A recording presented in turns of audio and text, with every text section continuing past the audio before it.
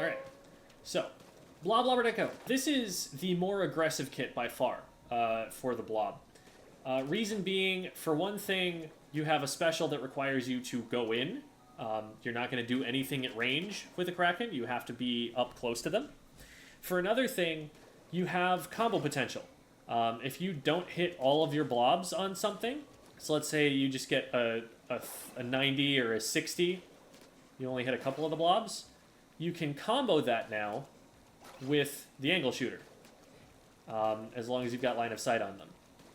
So that's going to be a more reliable way in some cases to finish off a splat than to try and slosh a second time because of the slow projectile speed. Slow projectile speed is the biggest problem that this weapon has by far.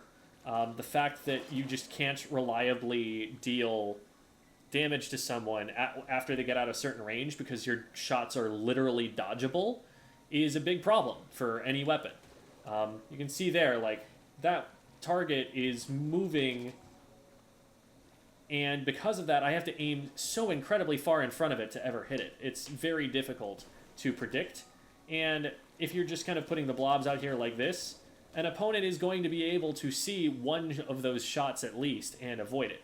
Now, if you put your shots like that and kind of start cutting off the angles that they have until they have to hit something, you will eventually get some sort of damage as long as they haven't backed up out of range or something or gotten behind cover. But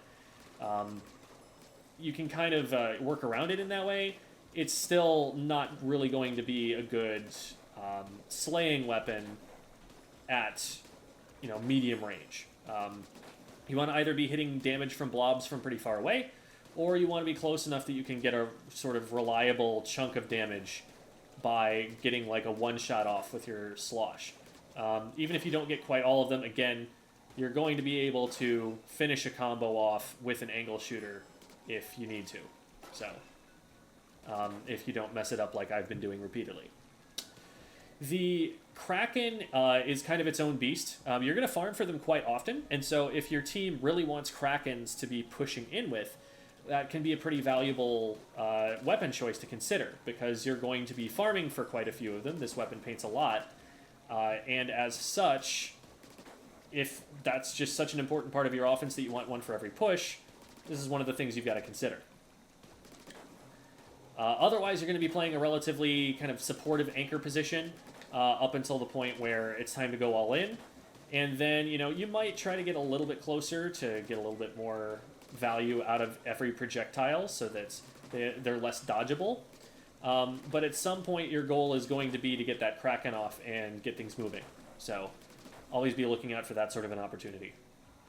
We're playing Clamblets today, so we will also have the potential to set up Clam Super Jumps.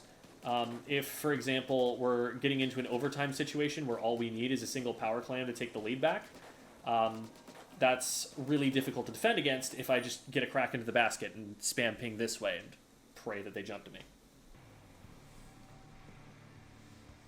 Alright, Crab Leg. We're going to be really good here at locking down choke points and at painting up in big open areas. But we probably don't want to take too many fights out in the open. We want to be really careful and use our range as we move in. Double brush. So I feel like I'm going to have to be fairly defensive, maybe play like kind of a midline slayer at most, just because the center is going to fall apart if we've just got people flanking constantly on the brushes. This is also not a great map in that there are a lot of grates, and blobs don't bounce on grates. They only fly up through them and come back down.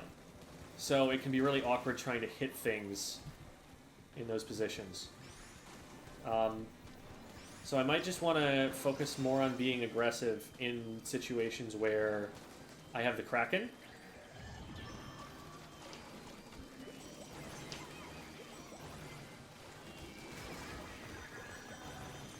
Now we're going to try and get out of here. Okay. They probably could have and should have fought me. But they took their sweet time coming down after me. There's someone down there, wasn't there? Yeah.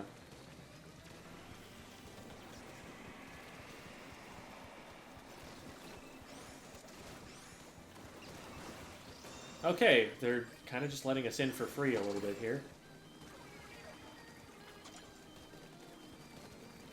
I'm going to do too much more there.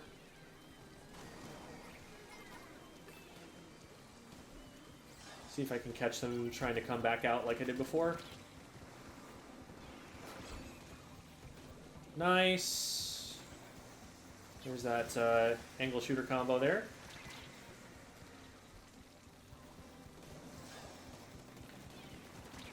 Well, someone else got behind me there. I hope team notices that. That is a way that they could get in. Alright, good stuff.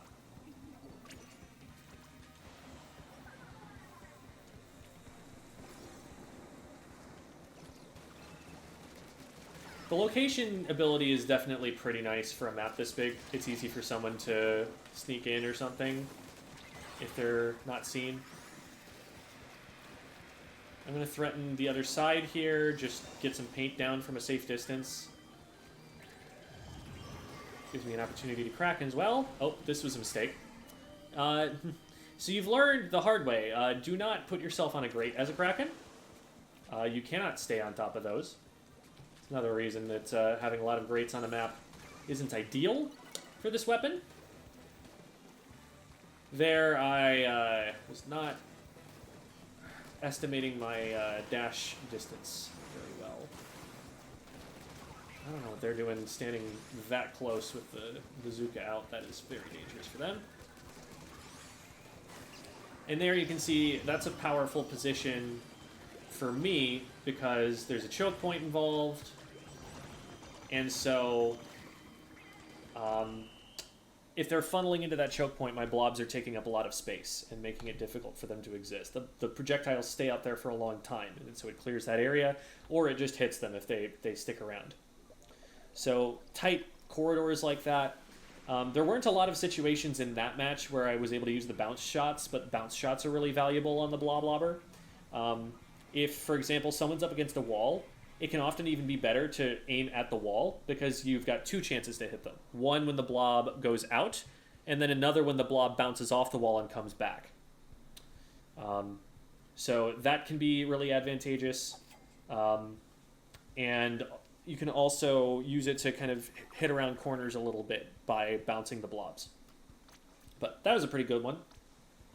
Shows a couple of good Krakens there, I think, where I'm going in and roughing things up, but then getting out before I transform so that I'm not in a vulnerable position as this weapon that's got a really slow time to fire.